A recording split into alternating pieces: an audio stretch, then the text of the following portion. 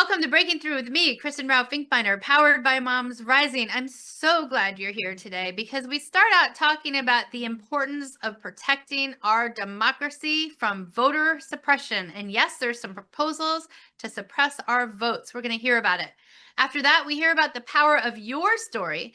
Then we touch base with what's happening in the state of our union related to maternal health. And we touch on the victories of childcare in New York and in New York City and how you can make victories like that happen where you live. We're going to jump right in with your first guest.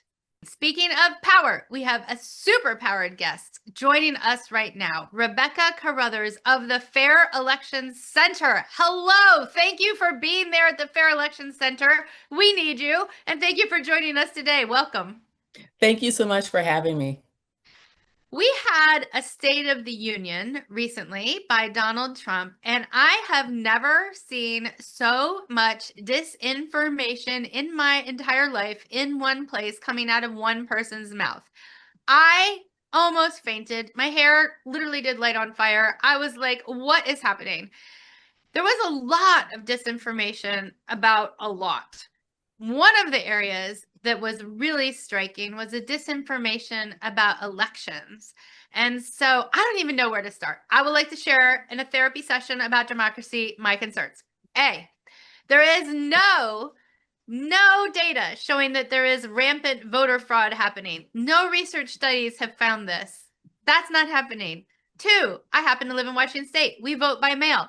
That is working very well. Thank you very much. Please don't take away our vote by mail.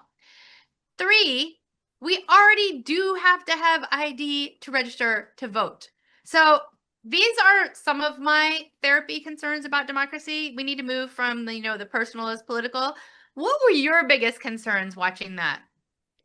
So, one of my biggest concerns is that the president promoted the Save America Act as if there's this rampant fraud and abuse and all sorts of bad things happening in our election system, and that the only way to solve those issues that he claims, and by the way, those claims don't actually exist in reality, the only way to save America from this is passing the Save America Act. And quite frankly, it is the most sweeping anti-voter piece of legislation that we've seen in this generation.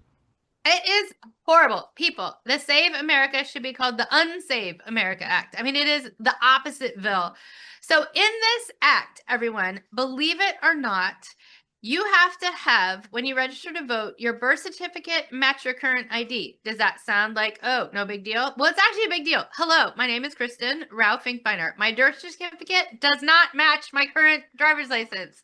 Because I got married and my name changed. And that would happen to millions of other people who got married and their birth certificate doesn't match their driver's license. There's also a trillion other reasons why that might happen. And so what I could do is get a passport. You know how much a passport costs? Over $120. And there's a long line to get passports. And we have the Trump administration rolling back access to get passports by shutting down access at libraries right now, or proposing that. And so at the same time as they're asking for enhanced ID, which costs a lot of money, which is basically a poll tax, they're also rolling back access to be able to even apply for that. So what is your take? And did I say anything wrong? Check me on any disinformation that I just shared.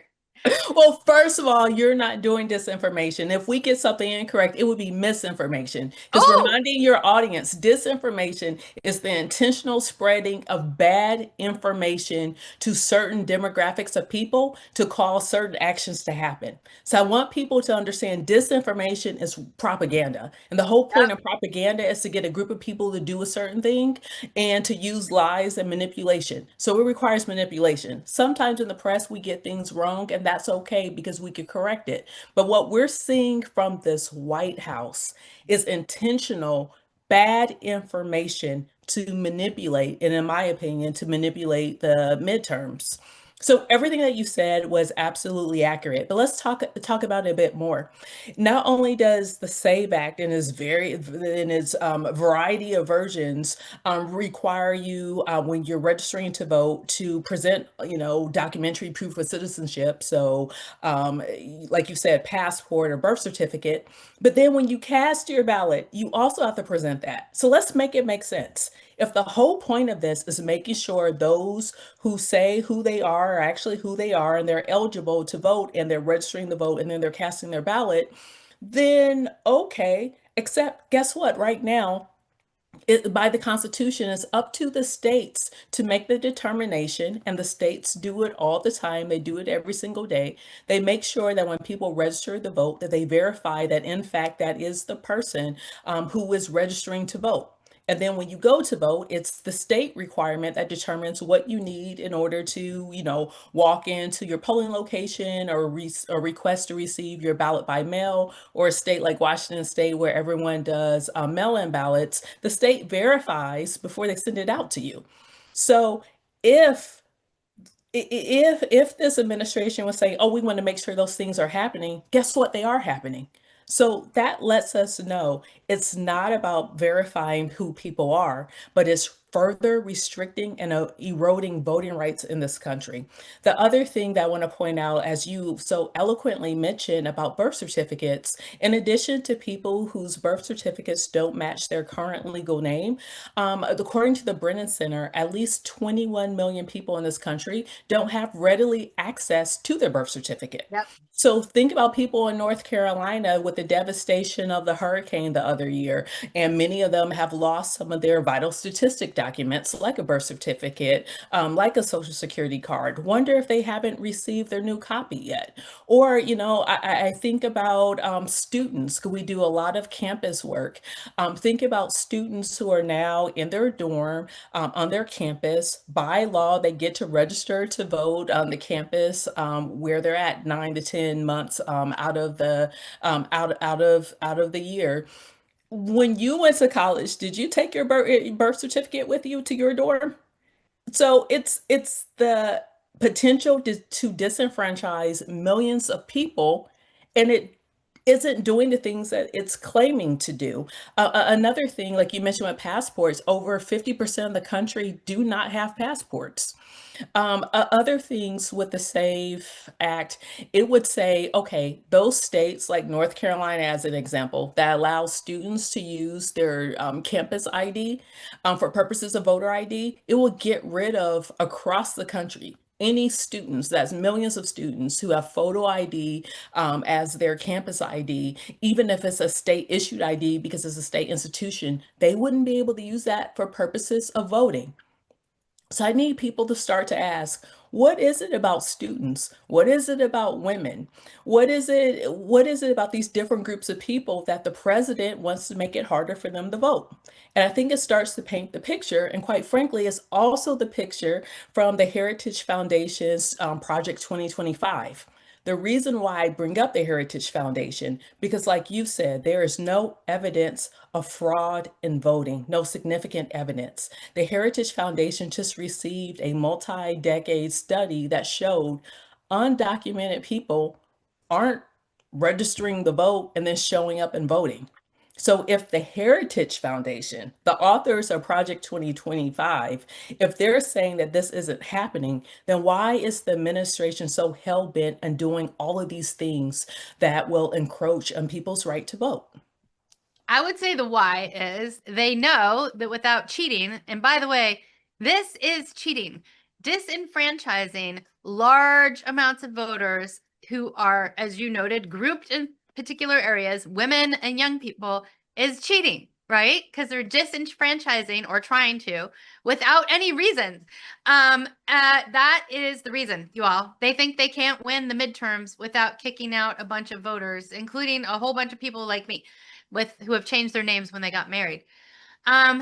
I can't stand it. One of the things I want to go back and talk about everything you said. I loved everything you said. I was doing like a standing ovation. I was like, thank you, thank you, thank you. Thank you for all the work you're doing. I wanted to go back to the issue of secure voting now. Just as somebody who votes in Washington State, as you were talking, a memory came back to me. We have secure voting even when we vote by mail, because in Washington State, for example, I have to sign my ballot. One year, I got a phone call. The phone call said, Kristen, your signature this year does not exactly identically match your signature last year. So we're going to make you be kind of a holdout ballot that we may or may not count unless we need it. Like you all, they are tracking to make sure that our signatures are identical on these mail-in ballots. Like this is not like some type of Wild West out here in Washington State where we have mail-in ballots. We're getting phone calls if our signatures don't match exactly. And by the way, it was my signature both times, so I was slightly offended. So I just wanted to share that when we look at it again in the logic puzzle, A, there's no demonstrated problem with overvoting at this point. B, we can see that there are particular groups of people who are being targeted to be left out of voting. And C, that would add up to cheating or an attempt to cheat in the midterms if it goes through. What can people do? So there's a few things like as far as the call to action. My background is being an organizer, so we love a good call to action.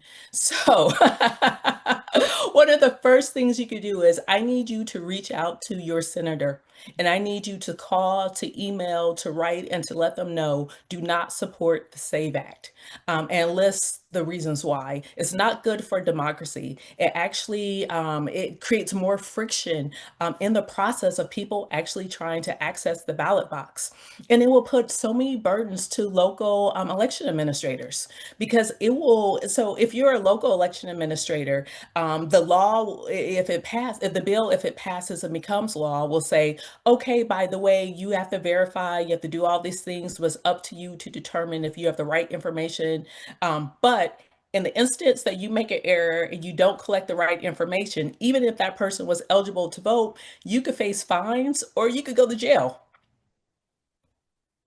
So that also makes it harder for election administrators to do their job, which means that they're going to be scared and just like, it's not worth me personally paying fines or my person going to jail and or prison. So maybe we won't be as aggressive with pushing to register voters. So I need you to reach out to your representative. I need you to reach out to your senator, especially. The next thing I need you to do is check your voter registration. Talk to your family and your friends and make them check their voter registration. I need you to put a monthly reminder to double check your voter registration because we're also seeing across the country where many people are being purged, meaning they're being removed from active voting rolls, which means you won't be able to vote. But if you actively check your voter registration, if an issue comes up, time is on your side, so then you can make the fix. Because some states aren't going to call you, just like what Kristen said, in her state when her signature didn't match. Most states aren't going to do that, and sometimes it's because they don't have the capacity. The third thing, I need you to go to fairelectioncenter.org.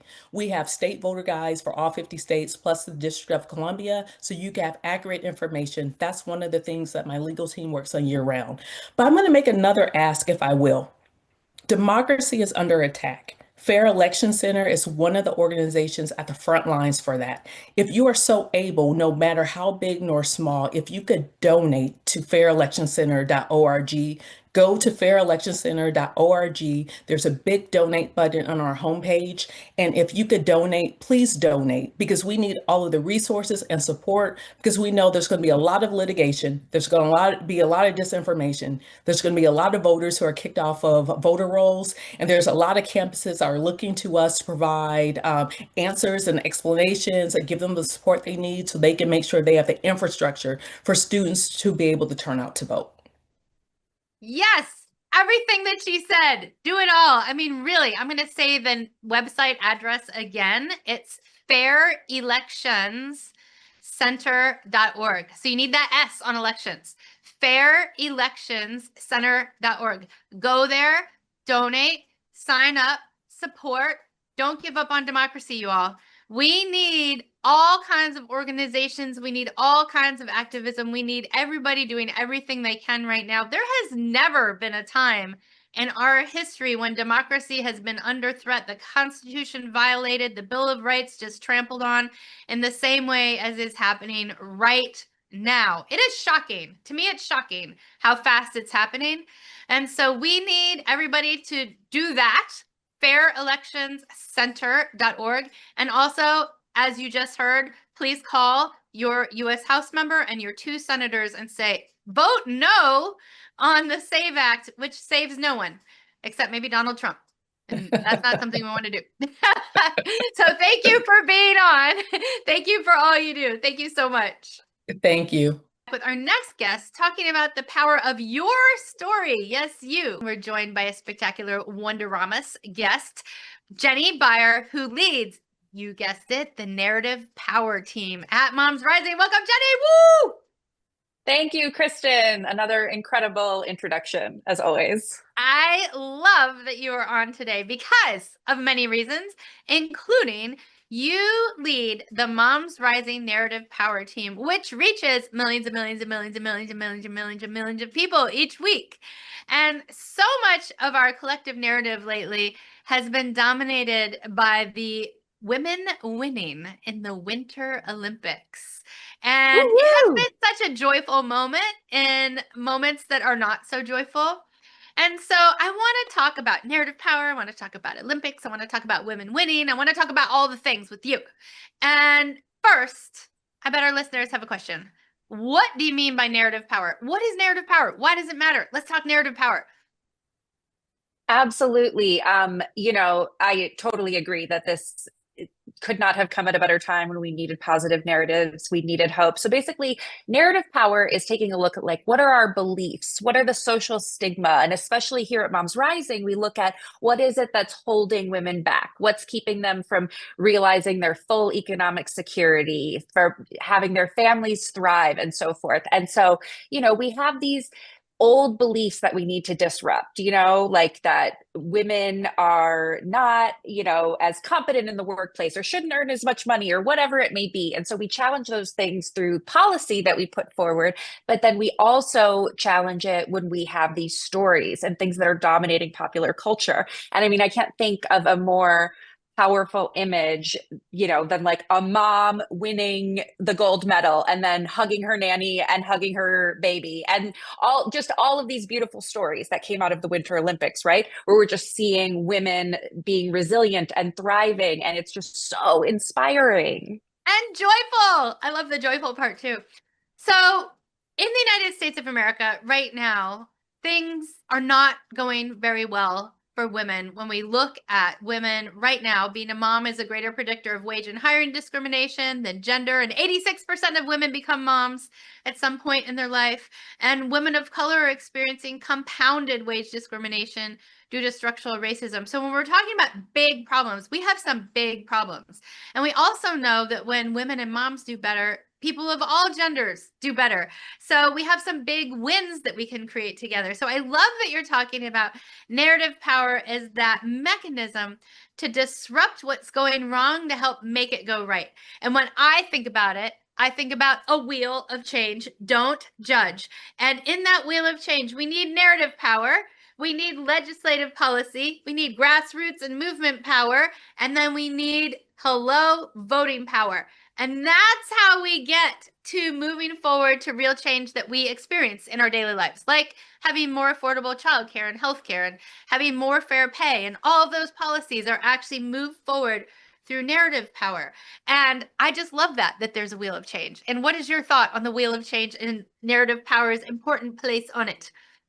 Well, Kristen, you have been building that wheel of change so well for 20 years now. This is MomsRising's 20th year, and it's so incredible. And it's because you take that multi-layered approach, and this movement brings in different people with, different skills, be it organizing, be it narrative, be it social media. There's something for every mom to get involved in, and all of them work together. And that was such a beautiful way that you describe it as the wheel. Thank you. Thank you. Thank you.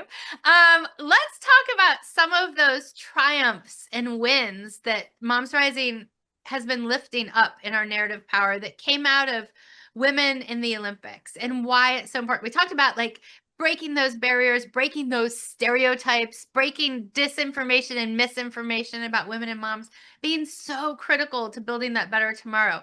So we had mom athlete Elena Myers-Taylor, who, let's hear about her. So that's the mom I was referring to earlier, who, when she won the gold medal, the first person she hugged was her nanny. And, there have been tons of male athletes, and I don't hear them saying thank you to my childcare or the person taking care of my children. And like, that's what we get when we are elevating women in sports. We get the real stories and the real people who support us. I mean, we had mom athletes, but then also I'm so taken with just seeing the moms cheering on their athletes too, because we know how important that is. Like Layla Edwards' mom dancing with people and having the best time and, you know, sharing her journey. You know, it's the mom athletes and the moms who helped all these kids get there. It's so incredible to see and to have that recognized finally. And you know, we really didn't get that until we had women taking center stage at these games.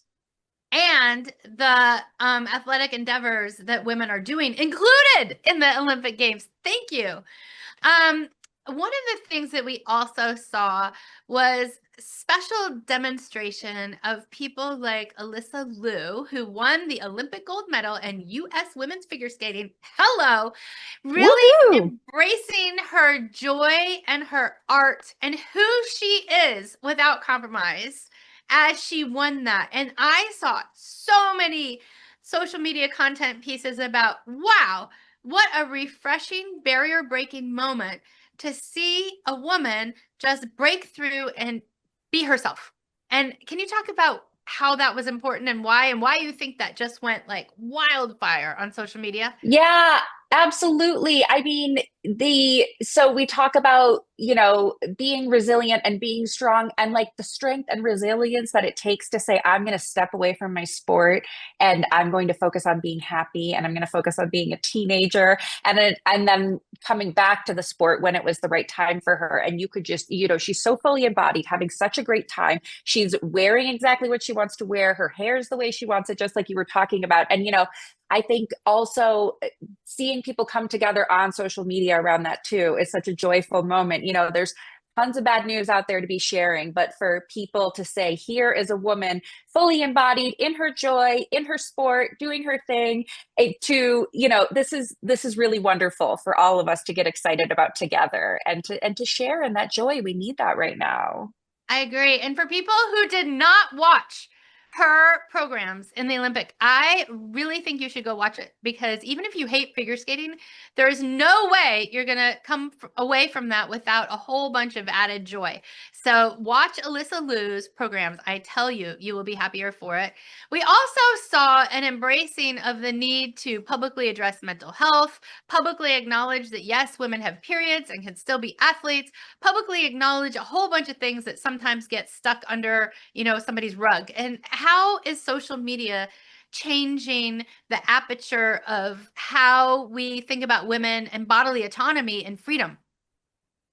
Yeah, absolutely. I think it's also, you know, this new generation of athletes that are have grown up with the technology and grown up with having a platform to share their story and how comfortable they are saying, you know, it was Amber Glenn, who you were speaking about, who said, you know, I wasn't feeling great. This was a tough day. I was having my period, and like how real that is. And that's something that I think comes with the comfort of technology and sharing your story and knowing that it's going to make a difference for people too, knowing that it's going to help other athletes to feel seen and to, you know, there's this talk on the right, like, oh, we care so much about girls in sports. And clearly we've seen that, you know, that's a charade. They don't care. But like, this is a way to show this is how you can be a girl in sport. This is what it's like. And I see you and we can get through it and we can go to the Olympics together and we can do anything. You know, a woman can do anything bleeding that a man can do.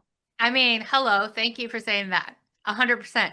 So we're talking a little bit about why stories are so important to shifting the national narrative, to opening avenues for solutions to shared problems, for creating a world that respects and reflects who we are as people, like actually who we are as people. And that is your story, our story, the Olympian stories. You don't have to be an Olympian to have your story matter. And can you talk a little bit about that?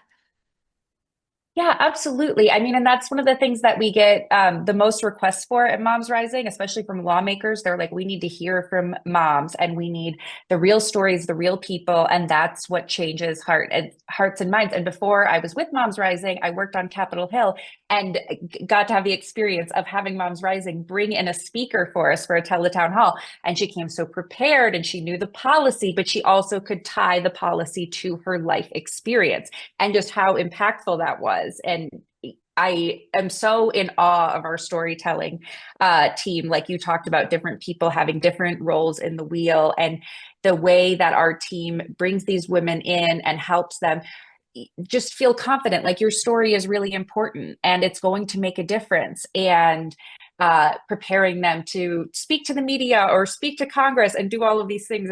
It's really, really inspiring. And I've seen stories make a difference in real life, in real time, an uncountable number of times. So, like, listen to Jenny. She's exactly right. I'm a witness. I have the receipts. So we only have 3 minutes left. It wasn't all positive at the Olympics. We saw President Trump insult the U.S. women's hockey team. Boo. No, that's not okay. Boo. That was totally not okay. Insulted on multiple levels.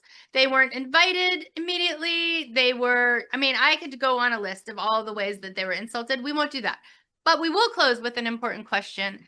How do we balance the inspiring moments, the stories of change, the special moments, the moments that are uplifting us all with the negativity that is out there, like, you know, the entire U.S. women's hockey team being insulted by the President of the United States of America? How do you balance that? Yeah, absolutely. I mean, leave it to that man to just be able to ruin anything. You know, we're finally having our joyful moment. But I really liked how the Captain Hillary Knight talked about it. And she said, I'm not responsible for explaining that man's behavior. And I'm sorry that this is overshadowing this incredible victory that we had.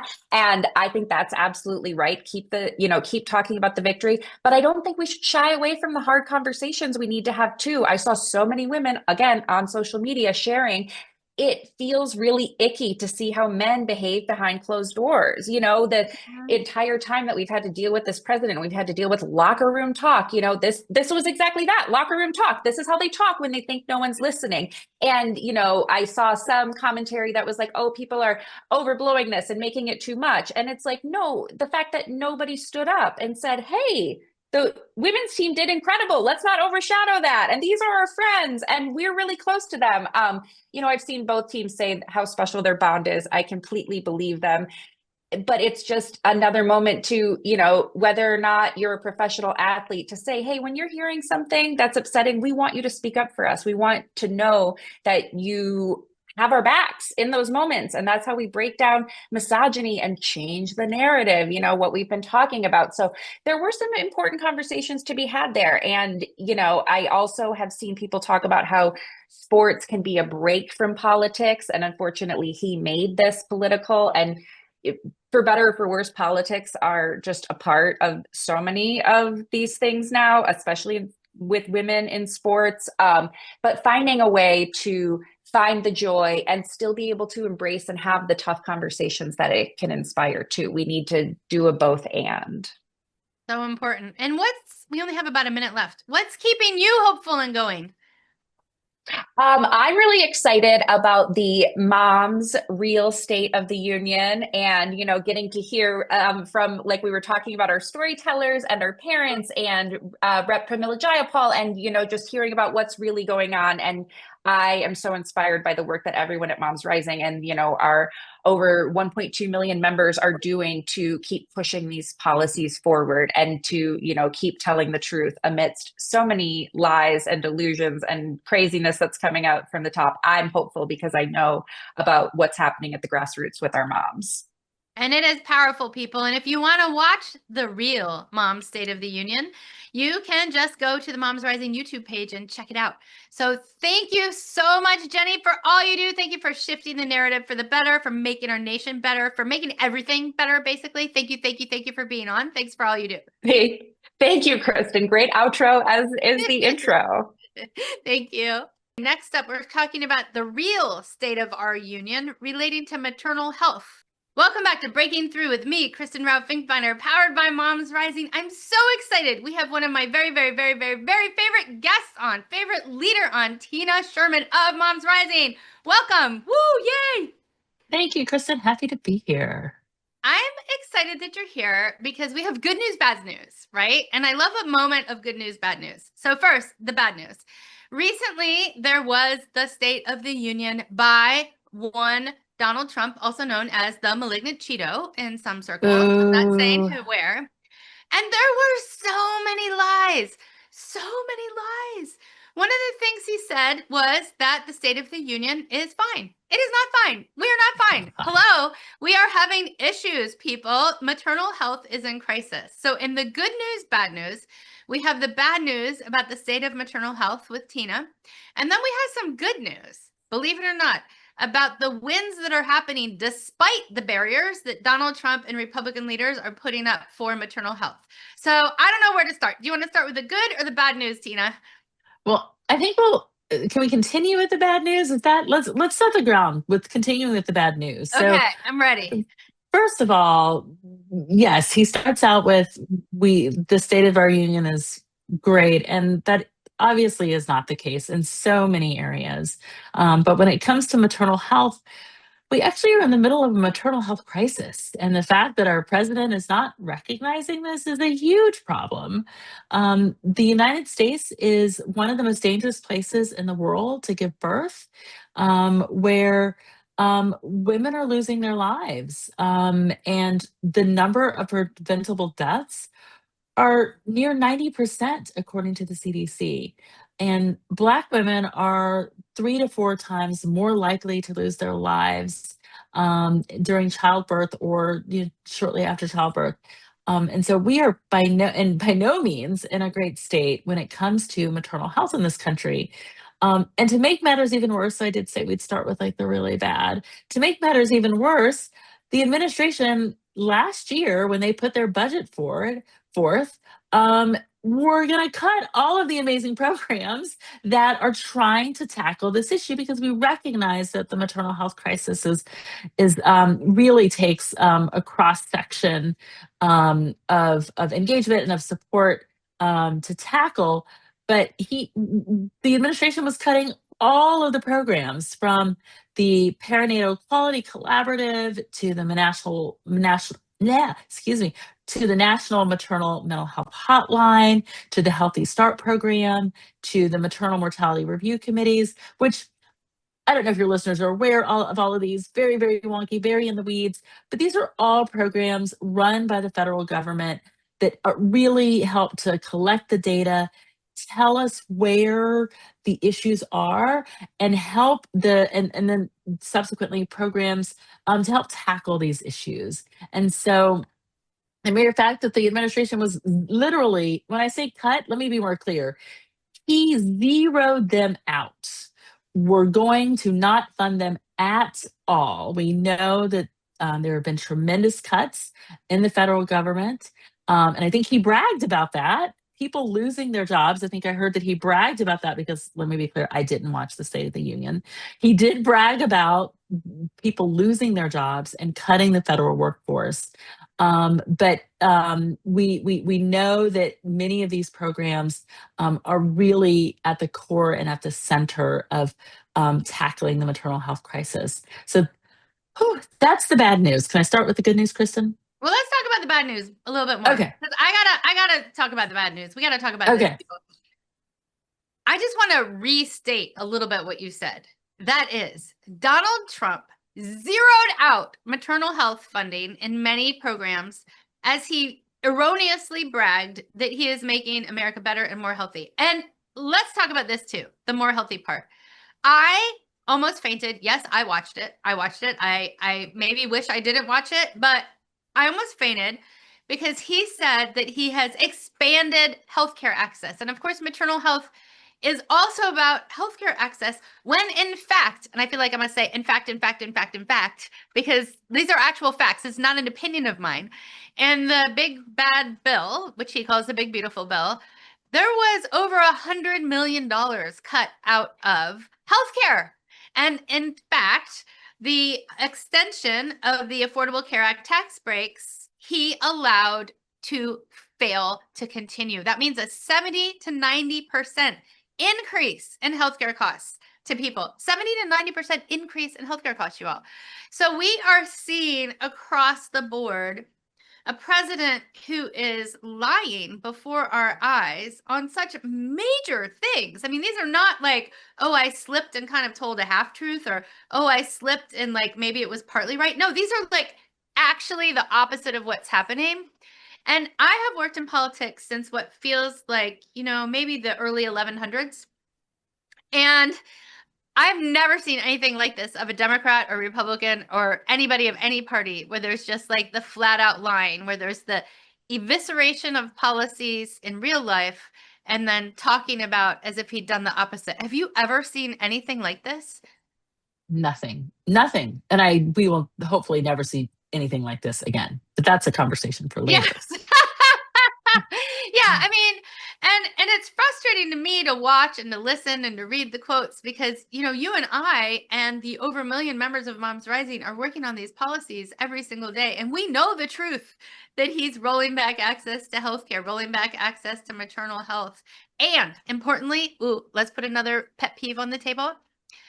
He had promised to make sure that the chemicals in Roundup, which is a herbicide, would not be in our food. And in fact, he reversed that recently with an executive order and is allowing those chemicals into our food, just wide use. And that impacts maternal health and breastfeeding health. So can we take a little pause on that? And this is a little surprise issue area, but I know you know about it.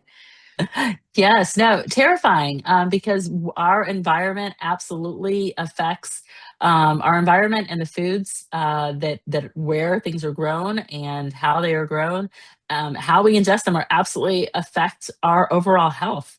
And the fact that we are now he has allowed the Roundup and other herbicides to be a part continue to be a part of the ecosystem is huge. And under the guise of, again, quote, making America healthy, is complete BS. Yeah, I mean, it's awful. So Trump made an executive order to boost the production of glyphosate, which is in Roundup, and it's found in our breads. It's found in all kinds of places, and it is one of those lifelong chemicals that is harmful. It's a broad spectrum systemic herbicide and a crop desiccant, which means it dries out the crop. And has been proven time and time again to be harmful to kids, like actually harmful to kids. And actually, because of that, Maha moms, hello, do you know a Maha mom, have been really supportive of RFK Jr. and to some extent, Donald Trump, because of their promises to roll back glyphosate in our foods. But they have not done that. They've done the opposite. They've expanded that. So to anyone who's listening who knows a Maha mom, hello, we are here for you. Come join Moms Rising because we agree there should be no glyphosate, no Roundup in our foods. And also we want truth. What do you think about that, Tina? We want more truth, less lies. Can I hit on those lies for just a moment? I know we're gonna get to the positive, but can we hit on the lies? The lies that have been told over the last year over Tylenol and hepatitis B, and we've been doing a lot to get the correct information out, but the misinformation and the lies that are coming from this administration are horrendous, and it's scary because now we're making it so that people cannot trust what our government is telling us. And that's terrifying. Yes. They're firing scientists, stopping scientific research, and hiring people for positions that require a scientific background who do not have that at all. Like, opinion is not science, people. We know that. Please, Donald Trump and your administration and RFK Jr., who apparently thinks that taking a cold plunge in your jeans is helpful, should know that too. But apparently they don't. I was to say, we did not take this lightly, right? We saw what was coming. We did not take this lightly. And we fought really hard. Our members showed up. Our members signed thousands of petitions, made hundreds of phone calls. And huge win coming into 2026 is that all of those programs that we talked about to protect maternal health are not only do they not get zeroed out, but a few of them, most of them were funded at least to the funding levels that they were previously funded, and a handful of them we were able to advocate for additional funding, including stillbirth prevention, including the maternal mental health hotline. So huge, and that is all of you, that is all of our members making those phone calls, signing those petitions, sharing your stories. And so we know that engaging around these issues, sharing the information instead of the misinformation is what we have to continue to do while this regime is in office. 150%. And I love that you said, here's what we have to do. Share the information, not the disinformation. And you all, did you hear the wins? She just shared some big wins. They were against all odds wins. They were wins that happened, as Tina said, because me, you, and us didn't give up, raised our voices, shared what was going on, reached out to our members of Congress, many of whom are our champions, and said, don't give up on us or on the maternal health of America. So in the spirit of not giving up, what can people do? We have like 3 minutes left. People are like, wait, what's happening? What can they do? Well, first of all, don't step away. This is when we need you now. We need to continue to let our champions know that we are behind them 100%, that we appreciate their support in ensuring that this funding will still there and it will still be there in support of maternal health. We need them to know your stories because they don't know your stories. So please engage with us, share your stories with your member of Congress. We have many different ways you can do that. Just go to our website at MomsRising.org. Sign our petitions, be on the lookout. We try to make it really, really easy. We know you're busy. We try to give you just enough information. And then if you want to go down and dig a hole, I always want to go down and learn a little bit more down a rabbit hole. We're going to give you all of that information. Sign up for our news alerts if you're not already, and find out when these issues are coming before Congress, and engage with us and let your members of Congress know. Yeah, 150%. Because even though the headlines are quite honestly nearly unreadable, they're so bad. Seeing the little wins that are happening along the way, seeing the people that keep believing in our democracy, because that belief in democracy is what's going to keep our democracy going. Seeing people who find hope and joy in one another, and seeing people who believe that we can build a better tomorrow is really, really hopeful to me. So people, if you're feeling unhopeful, go ahead and just join Moms Rising. It's free. We're your research and development area for building a movement for a better tomorrow. And we're always here for you. And Tina, do you have any closing words? I do not. You do not? Okay. Well, thank you so much for being on. Thank you for all you do. Thank you for sharing the real Mom State of the Union when we had a whole bunch of hot air and weirdness coming from the president on that same topic earlier this week. Thank you. Thank you. Next up, childcare. We have victories in New York and how you can make those victories happen where you live. And we are joined right now by a fantastic guest, Dede Hill, who is with the Schuyler Center for Analysis and Advocacy in New York. Welcome, Dede. Thank you so much for having me. I'm so excited that you're here to talk with us about hope. There has been an Empire State campaign for childcare for some time, and it is winning. We are winning advancements in childcare. And for people who are listening, childcare, even if you don't have a young child, affects everyone. Childcare is infrastructure. Parents need childcare in order to be able to go to work. Kids need childcare in order to be able to learn and thrive and be excellent future leaders. Childcare workers need fair pay so they can stay in the profession. And businesses need childcare too, because guess what? 3/4 of moms are in the labor force, and those businesses need moms in the labor force in order to stop supply chain disruptions and keep their businesses going. And the return on investment of childcare is also high.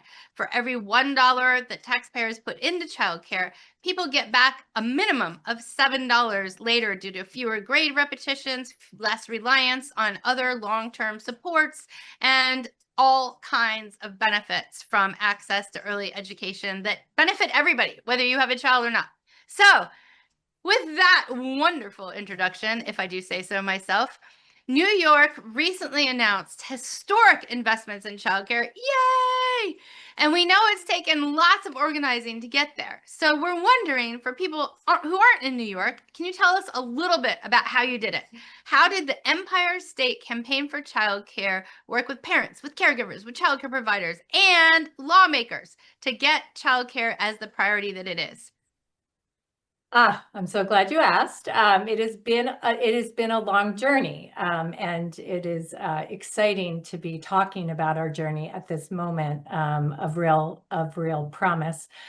So the Empire State Campaign for Childcare is New York statewide campaign for universal childcare.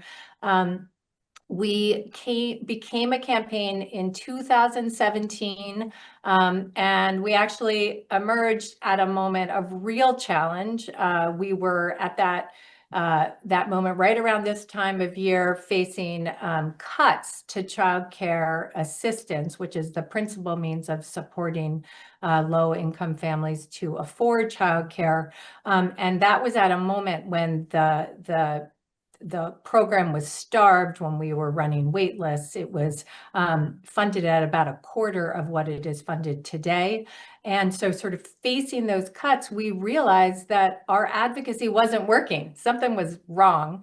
And so the Empire State Campaign was born. And from the outset, we realized it had to be a campaign that was singularly focused on childcare, and it had to have in every leadership position and at every table, we needed to have childcare providers, the educators that that are the heart and soul of childcare, and we needed to have parents. And so that is our birth story. And then sort of 9 years later, we have more than 100 organizational members. We have more than 3,000 supporters. All of our steering committee is co-led by a child care educator. All of our committees are led by either educators or parents. About 5 years ago, our campaign shifted from a campaign for sort of childcare affordability to a campaign for universal childcare and achieving a thriving wage for the childcare workforce. So we changed the goalpost, and then we called upon our state leaders to change the goalpost too, and they were up for it. Yeah, because they're hearing from their constituents that childcare is essential. Childcare is just important as bridges and roads that we need to drive on to get to work, because we cannot go to work without childcare, and kids cannot thrive without childcare. I'm so glad that you brought up the importance of living wages for childcare workers as part of the fabric of the childcare system. Sometimes people don't realize a couple really important things. That the childcare system is between a rock and a hard place. Parents cannot afford to pay anymore. Childcare already costs in most states more than college. And we cannot afford to pay childcare workers any less. Childcare workers are some of the lowest paid workers of anybody in the United States of America. So the system itself is broken. And one of the big things that studies have shown that's necessary to have high quality early education is a consistent early educator. That would be your childcare provider. And people come into childcare work with love and joy and education in their hearts, and then get pushed out because they can't afford to pay for their own childcare for their own kids. And so can you talk a little bit about how you wove in the importance of fair pay for childcare workers into your campaign efforts? Yeah, I mean, and I'm happy to say that's really been a consistent theme from the beginning, and I think in large part because we've had childcare educators at our tables, for years, and they have educated all of us about the challenges of keeping their doors open and keeping their seats filled. In New York, because wages are so low, the biggest challenge that we hear from child care programs is keeping fully staffed. And so most of them are not fully staffed. And as a result, that has deepened our capacity crisis, because if you are not fully staffed, you cannot fill every seat, and that leads to even more wait lists and more challenges for families to find care. So yeah, one of the core pillars of our campaign is raising the workforce wages. And this year, the key ask, and this is one low light in a otherwise lots of good news, is that right now, as we enter sort of the middle of budget negotiations here in New York, the governor did not propose anything for the childcare workforce. So we are really leaning into that important component of this movement towards universal childcare, and asking for the state to create a compensation fund, and that fund would then drive compensation supplements to every member of the childcare workforce. That way we can raise workforce wages without asking parents to pay a penny more, because as you said, many parents are paying tuition still. We have not yet achieved a publicly funded universal childcare system. So as we are on that road, and while many parents are paying tuition out of pocket, we need to raise workforce wages without raising tuition for parents.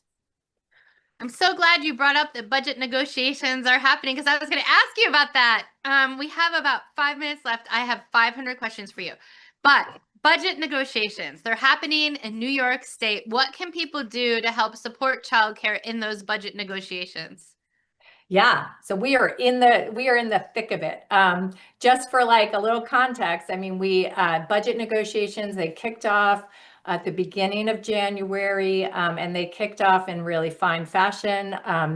Our Governor Hochul, standing alongside New York City Mayor Mamdani, announced really historic investments in childcare in her executive budget, which is just a proposed budget, but it really started strong. And she proposed $1.7 billion. It's the largest, single largest investment in early childhood education in New York State history. It would really expand access to our child care assistance program that supports low-income families. Also would expand pre-K for 4-year-olds around the state by 2028. It would expand 3K, which is just getting started outside of New York City, and also launch some pilot projects, 2Care in New York City, which is really exciting, and then some community-based pilot projects outside of New York City. So really off to this strong start. The missing component is the workforce. And so what we're really asking for parents and educators and community members and all New Yorkers to be calling for our state leaders to adopt all of the amazing proposals in the governor's budget and build, right? We want to, if we really are serious about achieving universal childcare, we cannot neglect the childcare workforce. So, so please talk, sing the praises to your kids' first educators. I know and it's been a long time for me, I still remember all the things that my childcare educators taught me and made me a better parent, and they deserve to be paid a thriving wage. 100% agree. I want to talk a little bit, and we only have 3 minutes left, about New York City Mayor Mamdani, a household name. We hear about him from moms all across the country, even outside New York State. Can you tell us a little bit about how this campaign and this win and his win on childcare is helping to move forward the childcare conversation, both in New York State and across the country? Yeah, I mean, there's no way to I mean, we are truly in a stars are aligned moment here in New York State. You know, to have a wildly popular New York City mayor make childcare one of his like top 3 priorities, both, you know, in his campaign and now, you know, in his first few months in office. You know, I think it was day 8 that he stood next to our governor and made these, you know, very historic proposals around childcare. So it's been fantastic, I think. But there are other ingredients. We also have in Governor Hochul. She has been a longtime champion of childcare. So, you know, that's sort of followed her throughout her career and her first term as mayor. I mean, as governor, excuse me. I think also it's important to acknowledge that it's New York parents and providers and advocates, you know, and campaigns like the Empire State Campaign for Childcare. We haven't been sitting around idly waiting for this moment. We helped to create this moment. Absolutely. Yeah. So we paved the way. We moved the goalpost, and now we have these leaders who are helping us achieve our goal. And one of the things I think it's important for listeners to hear that it wasn't a goal that was achieved overnight. It took at least 9 years, almost a decade, to build that momentum.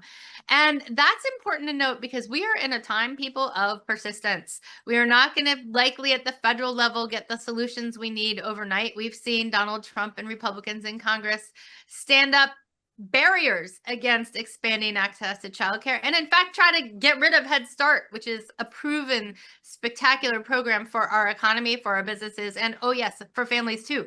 And so persistence is the name of the game. So we have about 2 seconds left. What do you have to say about persistence? Is it important? It is absolutely absolutely important. And you know, we shouldn't be afraid to ask for what we need, even in this moment of peril and threat. And we should really be demanding a lot from our state leaders to stand up, protect families, and set them up to thrive. Thank you so much, Dede Hill with the Schuyler Center for Analysis and Advocacy. Yes, I'll say that eventually. For the Empire State Campaign for Childcare, the winning campaign. Thank you so much for being on. Thank you so much. Well, that's it for our show today. Thanks so much for tuning in as we tackle the top topics facing our nation in a way that requires the most boring disclaimer on the history of the planet Earth. Here goes.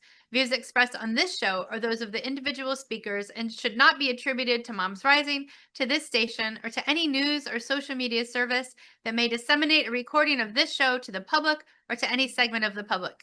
Boom! We'll catch you next week.